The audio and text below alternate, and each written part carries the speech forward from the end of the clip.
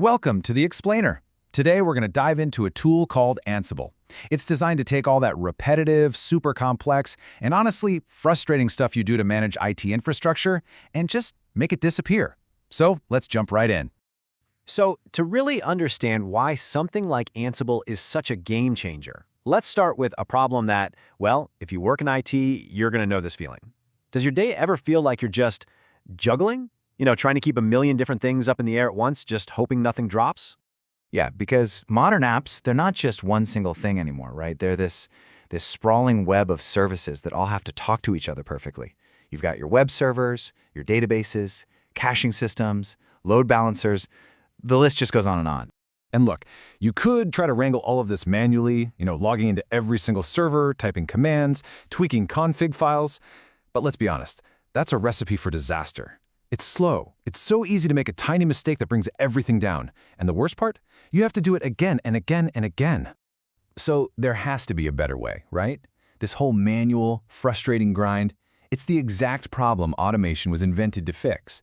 And for a ton of people in the trenches, devs, sysadmins, that better way is a tool called Ansible. And here's a cool little bit of trivia. The name itself, it's straight out of science fiction. And Ansible was a fictional device that let you communicate and control a whole fleet of spaceships instantly, no matter how far away they were. I mean, what a perfect metaphor for controlling a bunch of remote servers, right? Okay, so at its heart, Ansible is what we call a configuration management tool. Now, what does that mean? Well, instead of telling a server how to do something step by step, you just tell it what you want the end result to look like. You describe the desired state, and Ansible figures out how to get it there. It's all automatic. And this isn't just for one little thing. You can think of Ansible as handling the entire life cycle of your infrastructure. We're talking about everything from spinning up brand new servers in the cloud to deploying your code to orchestrating really complex updates across dozens or even hundreds of machines. Okay, that all sounds great, but how does it actually work? How can one person from one laptop manage all that complexity? Let's pop the hood and take a look. All right, so let's imagine this scenario. We've got Alice, and she needs to set up 3 new web servers. Now, the old way would be to log into each one by one. But with Ansible, nope. She just runs a single command from her laptop. That command points to something called a playbook, which is basically just a simple text file that lays out everything she wants to happen. And here's the magic. For every single task in that playbook, Ansible does the exact same 4 things.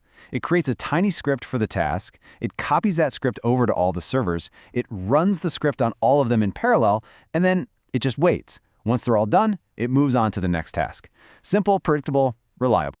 So this really elegant and methodical process, it's the foundation for the 3 big reasons people love Ansible so much. It's simple, it's powerful, and it's secure.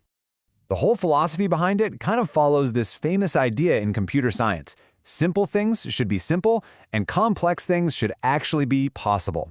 It's easy to get started, but it's got the horsepower to handle seriously complex stuff when you need it. And this right here is a perfect example of that simplicity. Look at the left. That's the old way.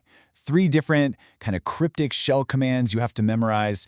Now look at the right. That's the Ansible way. You're just describing what you want in plain English.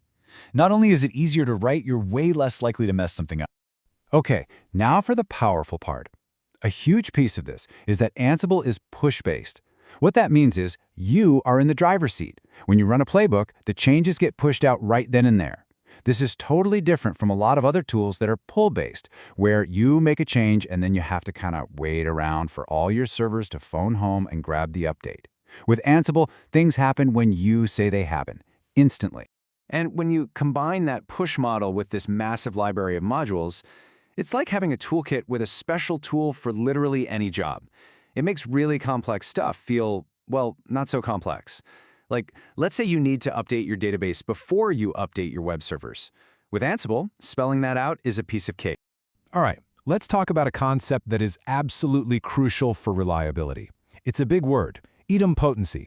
Sounds complicated, but the idea is dead simple. It just means you can run the same playbook 100 times and it will only make a change the first time. If everything is already in the right state, it just does nothing. This is huge because it means you can't accidentally break something by running it twice. And what that gets you is a truly reproducible system. It lets you pass what some people call the 10th floor test. The The question is, if you could take one of your servers and, literally throw it out a 10th floor window, could you get back a perfect, identical replacement just by running your script? With Ansible, the answer is a resounding yes. And finally, let's talk security. This isn't some add-on, it's baked right in.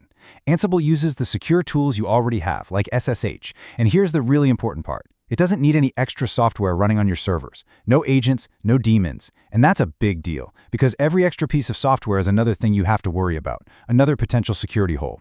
Less stuff running means a smaller attack surface. It's just simpler and safer. Okay, so we've covered the big three: simple, powerful, and secure. Let's wrap things up by putting it all together.